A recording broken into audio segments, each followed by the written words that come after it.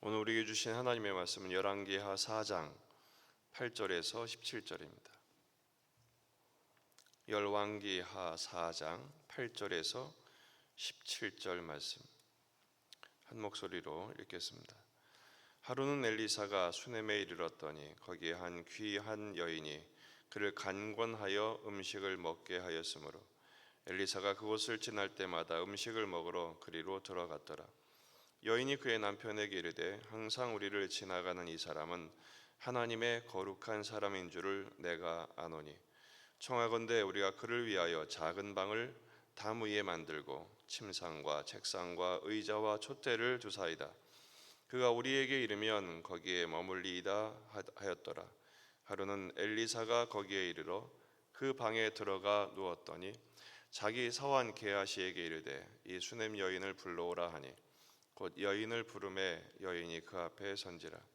엘리사가 자기 사환에게 이르되 너는 그에게 이르라. 내가 이같이 우리를 위하여 세심한 배려를 하는도다. 내가 너를 위하여 무엇을 하랴? 왕에게나 사령관에게 무슨 구할 것이 있느냐 하니 여인이 이르되 나는 내 백성 중에 거주하나이다 하니라. 엘리사가 이르되 그러면 그를 위하여 무엇을 하여야 할까 하니 게하시가 대답하되 참으로 이 여인은 아들이 없고 그 남편은 늙었나이다 하니 이르되 다시 부르라 하여 부르매 여인이 문에 서니라. 엘리사가 이르되 한 해가 지나 이때쯤에 내가 아들을 안으리라 하니 여인이 이르되 아니로소이다. 내 주 하나님의 사람이여 당신의 계집종을 속이지 마옵소서 하니라. 아멘. 본문에 계시된 주님은 어떤 분이십니까? 사랑의 관계로 서로 복된 관계가 되기를 원하십니다. 사랑으로 섬김으로써 피차간에 복을 받는 관계가 되기를 원하시는 것이죠. 오늘 본문은 수넴의 한 귀한 여인이 소개되고 있습니다. 이 여인이 엘리사를 섬기지요. 이 수넴이라는 동네 이름이 쉼터라는 뜻입니다. 엘리사가 이곳 수넴 여인의 집에 이르러 쉼을 얻게 됩니다. 사역을 하느라 이리저리 지나다니다가 이곳에 이르면 이 집에 가서 식사를 했습니다. 근데 그 여인이 이것으로 만족할 수가 없었어요. 그래서 남편에게 부탁을 합니다. 19절을 보면 9절에 이 사람은 하나님의 거룩한 사람인 줄을 내가 아노니 그러죠. 남편에게 소개를 합니다. 엘리사는 그냥 선지자가 아니라 하나님의 거룩한 사람입니다. 그러므로 그를 위하여 방을 하나 만듭시다. 담 위에 방을 만들고 침상, 책상, 의자, 촛대를 두십시다. 그러면 그분이 거기서 머물게 될 것입니다. 남편이 허락을 하죠. 그래서 엘리사가 너무 고마워서 너의 그 세심한 배려에 내가 어떻게 대응을 해야 되겠느냐, 응답해야 되겠느냐. 그러자 여인이 나는 백성 중에 거주합니다. 이 말은 나는 평범하게 사는 것에 만족합니다 라는 것입니다. 기대한 바가 없는 것이죠.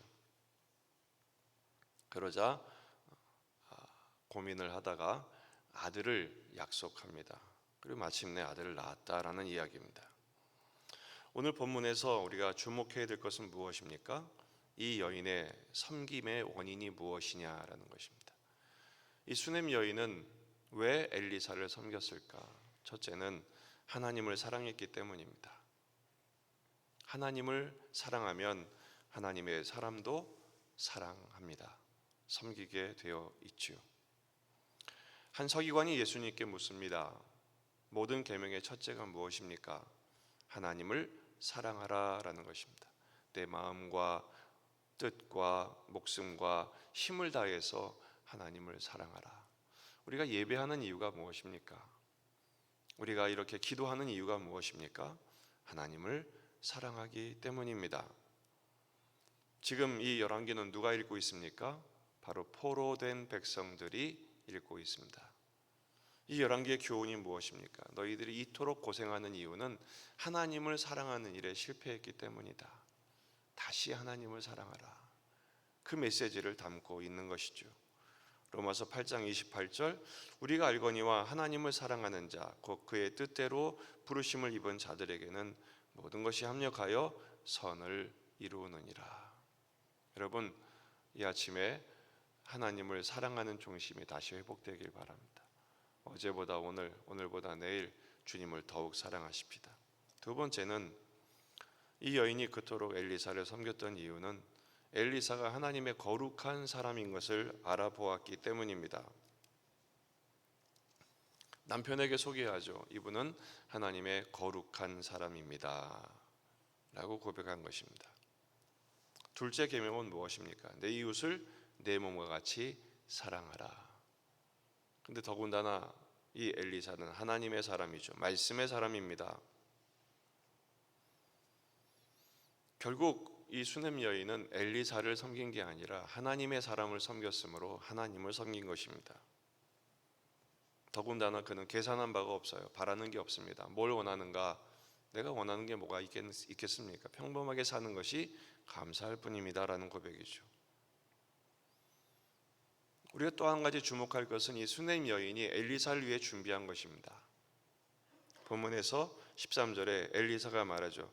우리를 위하여 세심한 배려를 했다라고 말합니다. 이 세심한 배려는 그저 인간적인 배려가 아닙니다.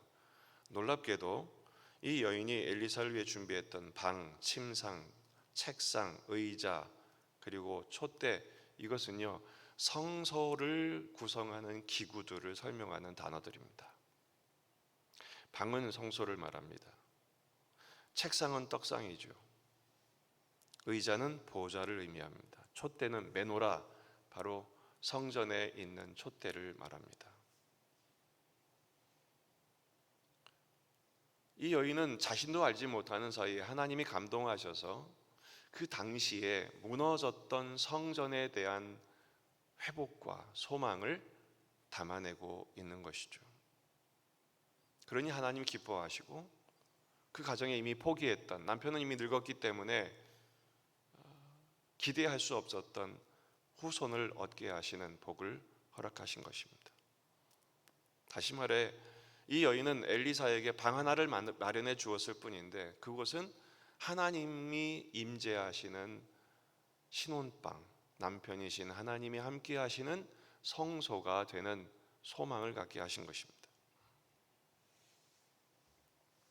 그리고 오늘 이 본문은 제가 읽다 보니까 뭐하고 딱 닮았냐 하면 손님을 잘 대접하다가 하나님의 사람들을 대접하다가 아들을 약속받은 아브라함과 사라의 모습과 똑 닮은 것을 발견하게 됩니다. 창세기 18장 10절에서 그 방문했던 사람들이 약속을 하죠. 그가 이르시되 내년 이맘때 내가 반드시 내게로 돌아오리니 내 아내 사라에게 아들이 있으리라. 16절에서도 엘리사가 이르되 한 해가 지나 이때쯤 내가 아들을 안으리라. 완전히 본문이 유사하죠. 하나님을 사랑하고 하나님의 사람을 잘 대접하여 그것을 통해서 하나님의 영광과 하나님의 임재를 소망하게 되면 하나님의 약속이 있다는 사실, 하나님 복을 주시는 것이죠. 저는 오늘 말씀을 통해서 서로가 서로를 축복하고 서로를 존중하고 서로를 섬김으로 하나님이 복 주시는 은혜를 함께 누리는 공동체가 되기를 주의 이름으로 축복합니다. 창세기 12장 3절에서 하나님이 아브라함을 복 주신 이유가 무엇입니까? 너는 복의 근원이라. 그 이유는 너를 축복하면 내가 복을 주고 너를 저주하면 내가 저주한다. 우리는 축복합니까? 저주합니까? 사실은 저주를 더 많이 합니다. 아주 세련된 말로 저주합니다. 놀라운 기술로 저주합니다. 모욕하죠. 비방하고 공격합니다. 하나님이 그대로 갚으십니다. 놀랍습니다. 무섭습니다. 무시무시한 이야기입니다. 축복하면요. 근데 우리는 축복하는 데는 굉장히 서툴러요. 우리는 축복의 전문가가 되어야 하는데 저주하는 데는 아주 타고난 기술자들인데 축복하는 데는 그렇게 서투를 수가 없어요. 우리의 삶이 방향이 빗나가고 있는 것입니다. 축복의 기술자들이 되시기를 축원합니다. 그래야 서로 복을 받습니다. 더군다나 하나님의 사람들을 존중하는 시대는 이미 지난 것 같습니다. 바로 이때에 여러분들은 하나님의 사람들을 존중하십시오. 말씀의 사람, 주의 몸된 교회를 섬기는 사람, 하나님 나라를 위해 헌신하는 일꾼들. 마태복음 10장 41절입니다. 선자의 이름으로 선자를 영접하는 자는 선자의 상을 받을 것이요 의인의 이름으로 의인을 영접하는 자는 의인의 상을 받을 것이다. 지극히 작은 자 하나에게 한 것도 내게 한 것이라 하시는데 하나님의 사람들에게 하시는 일들은 오죽하겠습니까? 서로 축복합시다. 서로 섬기십시다. 하나님 나라를 위해 섬기십시다. 놀랍게도 이 수넴 여인은 엘리사를 섬김으로 하나님의 말씀 사역에 동참하게 되었고 하나님 나라의 동역자가 되는 영광을 얻게 됩니다. 우리 모두 주님의 나라를 위하여 말씀의 동역자로 협력하여 한 마음 한 뜻 한 열매를 맺는 주님의 축복의 공동체가 되시기를 주의 이름으로 축원합니다. 기도하시겠습니다.